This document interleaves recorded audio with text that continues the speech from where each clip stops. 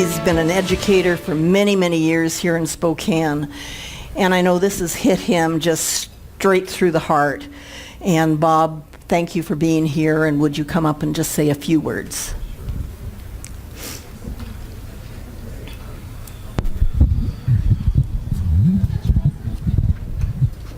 I'd much rather be up here in front of all of you for a much different reason, almost any reason, I think.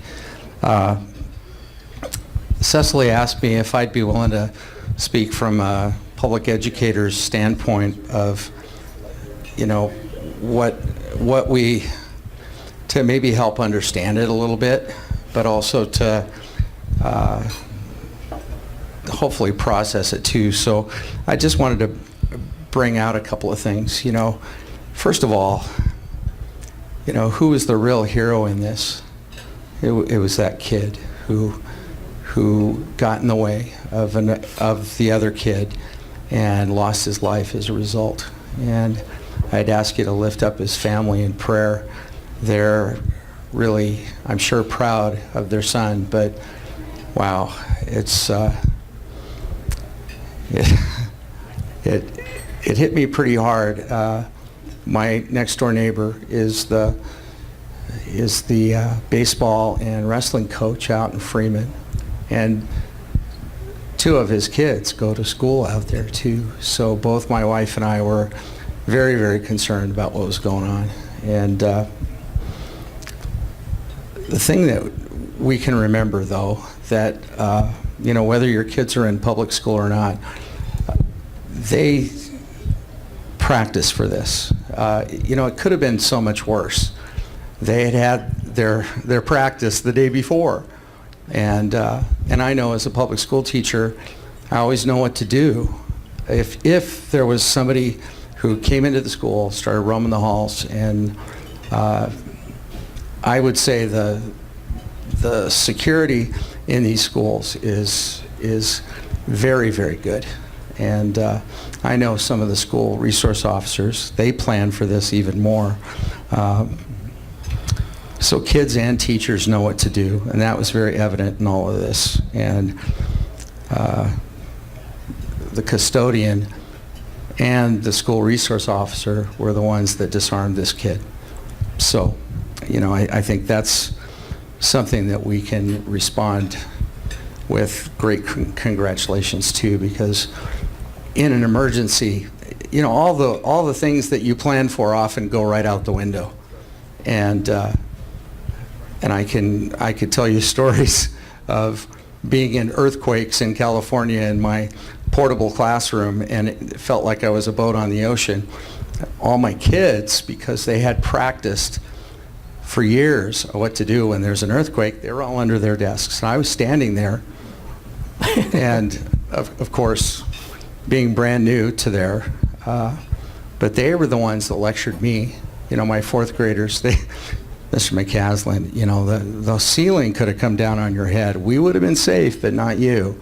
So, you know, and I don't want to make light, you know, of that at all with this kind of a tragedy, but the fact that you practice something enough and you have administration, and it's very true out in Freeman, because I know the administrators out there too, they know how important this is. They know what to do, and it's amazing, and only one kid got shot and hurt and killed. The other ones, because of how everybody else did this and went through this, it's my hat's off to the school personnel and the kids, because they really did what was most important. You know, your typical lockdown drill happens this way. There's a signal for it. You all get into your classroom. If it's before school, you all have a place to go. It's your homeroom. You get in there and you sit down on the floor away from the windows. That's the plan. And we all knew what to do. I knew that if somebody broke through the door of my classroom, they'd have to get through me to get to my kids. And I'm sure every teacher and principal do the exact same thing. And, you know, I want to close in saying, you know, here's besides praying for all these people, you know, we can also offer, you know, a resource. If you know anybody was involved in this, be willing to listen, because something like this, you know, I heard Kevin Parker on the radio. He went through Columbine, and he was mentioning just how important it is for not to put a limit on that time that you can process this, because if you saw it on the news, you saw there were kids smiling and laughing outside of the school. And you have to understand that's perfectly normal, because you have to, one of the best ways to process it is to laugh somehow, to be able to make sense of it. You know, otherwise you're going to be taken over by despair. And I would say to all of you, we can't let that happen. We can't give in to despair. We need to celebrate the fact that I really think they did it right, despite the fact that there was one kid who was wrong. And if they can find any proof that somebody knew that kid well enough to know that there was a process that could lead to this kind of a thing, then they need to reteach that. They need to go back and say, listen, you know, if you know something, even if you think it's just a joke, you need to be able to tell somebody. You know, this is not what we call tattletaling in school. This is for safety. You know, I don't know if that person was serious or not.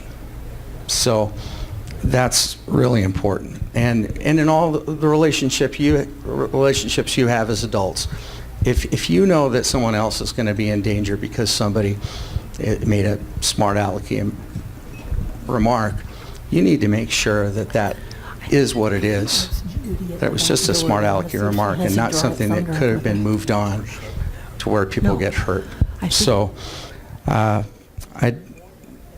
and for your personal safety, and this is common sense, always be aware of your surroundings.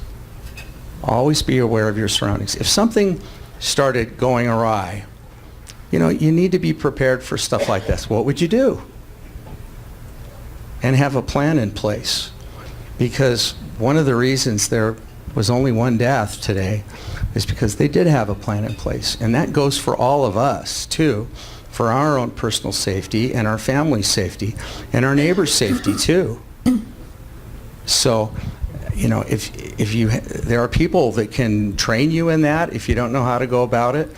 There are people available that you can talk to and say, what are some of the things, officer, what are some of the things you think about when you arrive on a scene and you're not really sure what to expect? What do you do?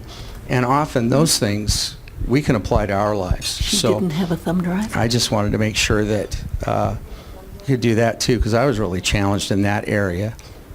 Because often, you know, we live in such a great place, great freedoms, great liberties here in Spokane Valley. But that doesn't mean bad things can't happen. And we all need to be prepared for those things. Not that we walk around with a doomsday attitude that it's going to always happen, but we need to be prepared. And you might be able to save someone else's life because you're prepared, like that custodian was, and that student was prepared to get in between that gunman and the rest of the school. So keep praying. Thank you. Thank you, Bob, very much. Yeah, difficult times, difficult times. I'll put this one down, or I'll be talking into both of them. And that doesn't work. We'll go quickly through the rest of our program here. And, you know, on national issues, I do want to talk about this 2017 fire season. I know we've been sort of outshadowed by hurricanes, but this is shaping up to be one of the worst in the U.S. history. And I want you to know what Senator Daines of Montana said. A properly managed forest is also good for wildlife habitat, water quality, recreation, and minimizing the unspeakable amount of carbon emissions produced by wildfires. We're done listening to radical environmentalists when they tell us otherwise. Too many forests management products have been held up in frivolous litigation at the expense of Montanans.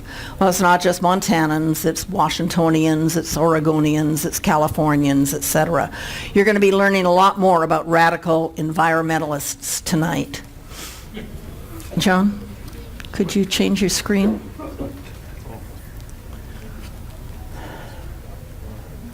So as far as national issues go, we do have a full schedule this evening, and it would take far too much time to cover what's happening nationally. So we're just going to move on. There's not a whole lot that we can do about any of it, and we got more important things to talk about. Now, I do want to bring this up because it's a little piece of good news, and we've talked about Joe Robertson before. He was convicted of Environmental Protection Act crimes, alleged violations of Clean Water Act. And anyway, you'll be happy to know he's been released into his own custody, and he's now at a halfway house in Butte. So at least he's out of prison, and he's back to Montana. And even though his health is pretty well ruined due to lack of proper care during his first few months in prison, at least this is going the right way. Statewide issues, again, we're going to be very brief and only touch on this very one initiative, and that is the $30 tabs. Interesting there. In 1999, the voters overwhelmingly passed what we call Initiative 695, demanding $30 tabs. Then again in 2002, did the same thing. They passed Initiative 776, demanding $30 tabs. So how many of you in this room are paying more than $30 for your annual tabs? So maybe we can send a message one more time to Olympia. We are taxed enough already. We want our $30 tabs. Now, one person said to me, well, he should have gone $35 because, we have had inflation since 1999. But anyway, we've voted for this twice. We have initiatives here. And I want to know in this room how many would like some. Come on, guys, how many would like some? And I didn't say one. You need 20 signatures per initiative. We need to get them filled out, and we need to get them here. So could somebody hand out initiatives or pick them up in the back table? They're out in the bar table when you leave. There's plenty there. Please get them filled out. If you get 1,000 names, you get a t-shirt, so that's a good thing. But let's just really get this one done and get it done in a hurry. Okay, we go on to local happenings, and this is where we can make a difference. We're going to have a slide here on something that we are not going to discuss tonight, and that is our commissioner appointment process. And as most of you know, the decision was kicked over to Olympia, and Governor Inslee will be deciding who the commissioner will be for the 2nd District. I hope he acts quickly, but you all need to understand that he does have up to 30 days, and I believe he'll probably get that at the end of this week, so don't get all your panties in a bunch about it. Considering, the stalemate that we had between our commissioners, I really do believe that this is the best solution. And the biggest issue facing the county presently is our county budget shortfall.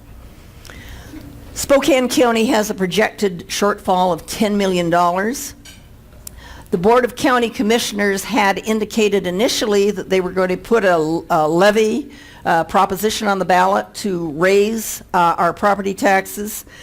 But then considering what the McCleary and the education thing was doing, our property taxes were raising quite a bit anyway, and so they reversed their position and did not put that on the ballot as far as changing our property taxes for covering this kind of a shortfall. They've asked the departments in the county to do the very obvious, the same thing that you would do in your own business. And that is, how do you cut expenses? I can remember back in my banking days, when we had the nasty, extremely high interest rates of 20%.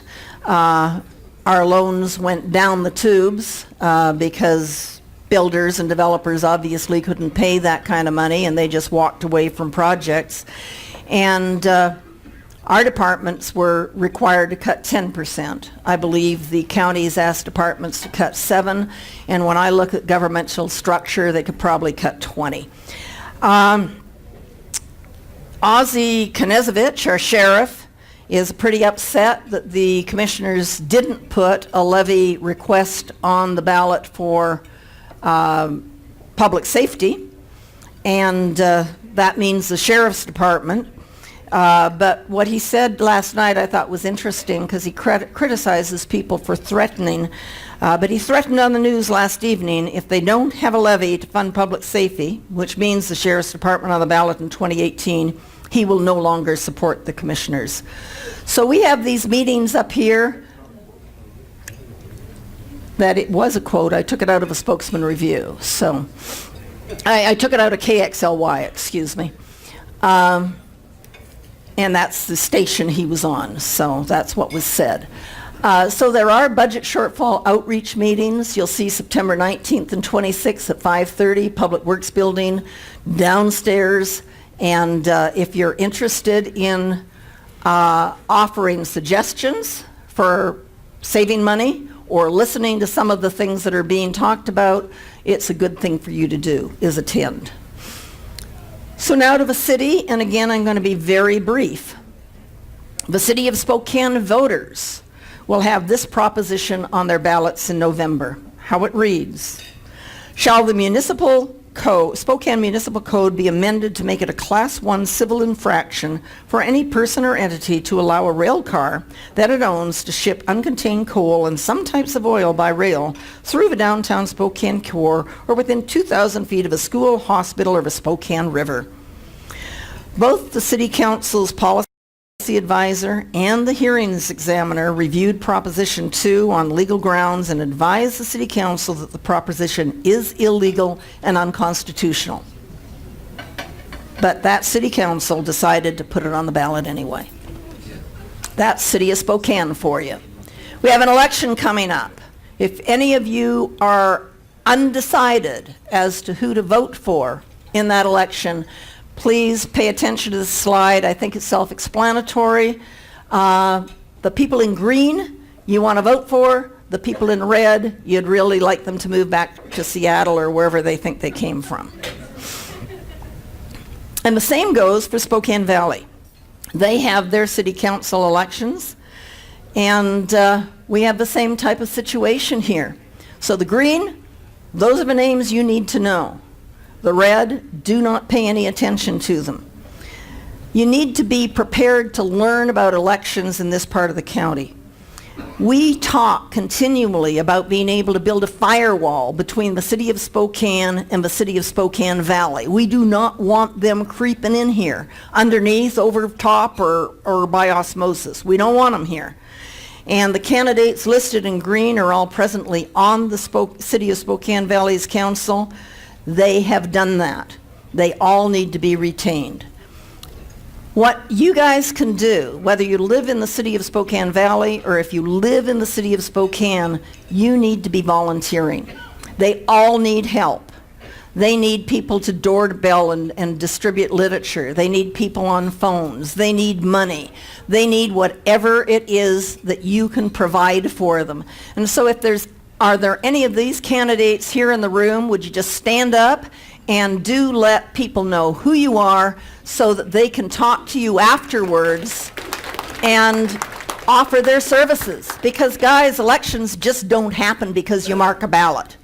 If you don't get involved, you're going to end up with stuff like we have now. Whew, that was a hard one.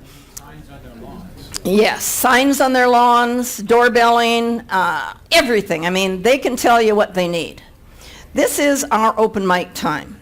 And as I said, we have a very, very full evening. So if you have an issue of importance, come on up, but please keep it short.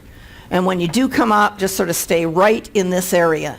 I know Penny Lancaster, we believe we vote, has asked. I've told her she has a minute. She said she might take 90 seconds. Ed Pace has something. He also has maybe a minute, maybe 30 seconds. And come on, Penny, you're first. And Ed, you come up so we don't have to wait for you to get here. We're on blue. Penny Lancaster, everyone. Good evening. Where would you go to find green candidates? Every election, primary And she and needs general. green like I had on the screen, Yeah. not greenies. Right. Okay. Right. Just wanna Green, make that not clear. red. Yeah. Where would you find the best candidates for every office, for every contested office, whether it's primary or general election? Where? WeBelieveWeVote.com. So go to WeBelieveWeVote.com. I'm going to bring some flyers around to you, and make sure that you are signed in and you get get our recommendations in your inbox. And this season, this general election season, which are mostly nonpartisan offices, so a lot of people don't know how to vote because there's no RRD. we have a way to choose how to vote. We have covered all the communities in Spokane County, Deer Park, Medical Lake, Millwood, all the city or the school districts, all the candidates running for school district and city council and mayors. So go to our website, look at all the better candidates up to 5-star recommendation, and get dialed in. So if they come to your inbox, you forward them to your friends and family, and we will have a major impact on our community, right? Thank you very much. And now Ed Pace. Thank you. Good evening, everyone. Ed, right in this area. How's that? I think so. All right. 3 quick points. Number one, to take off on the 5 of us on the Spokane Valley City Council up for re-election. All 7 of us on the council are a really good team. We work well together. We like each other. We do fight with each other from time to time, but we know how to have a good fight. Contrary to what some people think, we are not in lockstep. We are not controlled by a party or an ideology. We represent all 96,000 of our residents.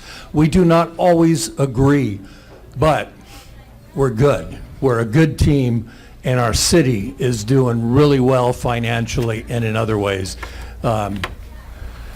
Number 2, one of those things that potentially we won't agree on is an ordinance that 3 of us introduced on August 29th. That's Caleb Collier, right there, Mike Munch, raise your hand, Mike, and I. Unlike the city of Spokane that wants to stop coal trains and oil trains, we want to let them keep going. We want to stop government from interfering with parents' rights to make decisions about their kids. And so the draft of an ordinance that we're starting to work on says, within the city limits of the city of Spokane Valley, no government entity, agency, or municipal corporation may usurp or undermine parents' authority over and responsibility for their children. I believe we put these out on the table. You did. guys. They're out on the tables. These are just talking points, so please read them over. My phone number's on the bottom. Give me a call if you want to be part of the conversation, or reach out to any one of us 3, Caleb Collier, Mike Munch, or me. Reach out on Facebook. All 3 of us are on there. The third thing I wanted to do is give a shout out to our #1 awesome county commissioner, Josh Kearns. And Josh, thank you for standing your ground and being the right guy. Thank you. Thank you. And I think you all might want to take a look at the new office building for the Spokane city, city of Spokane Valley over here. Pardon? City Hall. It's right, you can see it. It's looking good, and I do believe you're going to be getting in there on time or a little ahead of schedule, so that's very good also. Okay, we have upcoming events. Can I say one thing? We have an upcoming event on Thursday, tomorrow. You can in just tomorrow. Okay, you probably come first. So come on up here. I try to put these in order, but the first one I have is Friday, so you will be, well, let's do this one because John probably still has it turned on.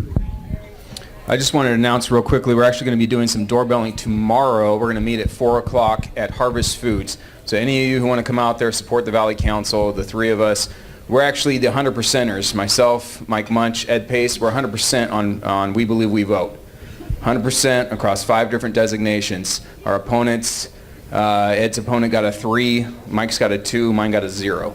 So, you know, you really need to help us out. We really need some support out here.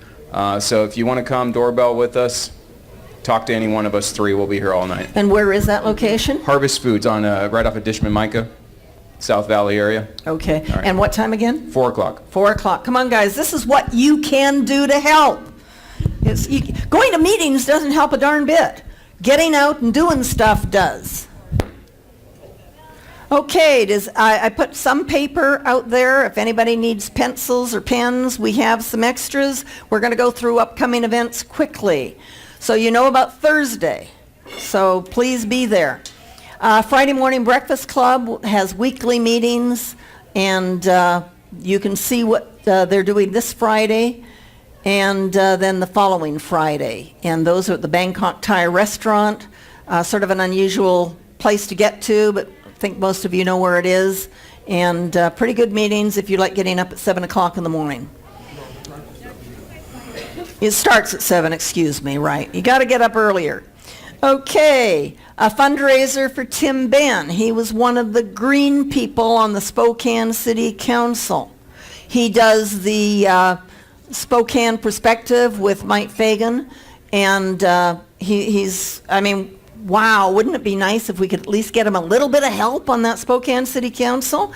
So, and this should be fun. I miss Rick Rydell. How many of you miss Rick Rydell's show? I mean, it's just crazy. He really could get some good conversations going. You can find information about this at Tim Ben's Facebook page, which is Vote Tim Ben, and then click on events. But definitely, I think that is going to be an evening to remember. We're celebrating Constitution Day, and this is on the 21st. Constitution Day actually is September 17th, which is a Sunday. And this young man is, as it says, the CEO of the Institute on the Constitution. It's an educational outreach that presents the founder's American view of law and government. So, you know, it really tries to teach the full understanding of the Constitution based on the biblical principles that our founding documents are really based. He was the former co-host of a syndicated talk show, the Sons of Liberty. He's an ordained minister. He's spoken to audiences nationwide. He's established something called the American Club, which is a constitutional study group in private and public schools. So it is something that I think would be good for you to attend. It's going to be a lot of fun, and you might learn a lot more about the Constitution than you already know.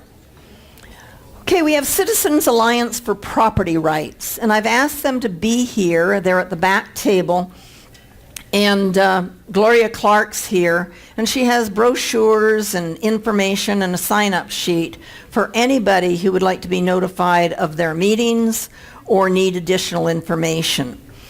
CAPER is the only group whose whole focus is on property rights. They don't get into a lot of the political issues and things that way, but they are focused on property issues. So CAPER actually boasts one of the hardest working lobbyists in Olympia, and she visits all the members of the legislature, both sides, and she presents facts that hopefully influence legislation that promotes property rights for us. We the people. We are the people, guys. We need to be involved. CAPER, I mean, if you don't like all this political stuff going back and forth and everything, CAPER is honestly a great group to really keep you informed as far as what's happening through government regulation and people's brilliant ideas, etc., as far as our property rights go. Definitely a group to hook up with, and they'll be here at the end of the evening for you to be able to learn more about them. They do have a large conference coming up on September 30th, and it's in Ellensburg, and they have a very informed speaker talking about what's wrong with the Endangered Species Act. And I should have looked it up a little bit more, but I believe we just plopped a whole bunch more endangered species on our Washington list this week. And we got plants and gophers and Lord knows what else that are endangered, so not a good thing. Another fundraiser, Senator Shelley Short and Representative Jacqueline Maycumber. And Jacqueline is here tonight. Thank you, thank you. So if you don't know now, you will know in an hour or two why Jacqueline must be retained as one of our 7th District representatives. So Wednesday, October 4th, Prospectors Bar and Grill, North Division. And definitely, you guys have got to step up and get involved, because what we're going to be talking about now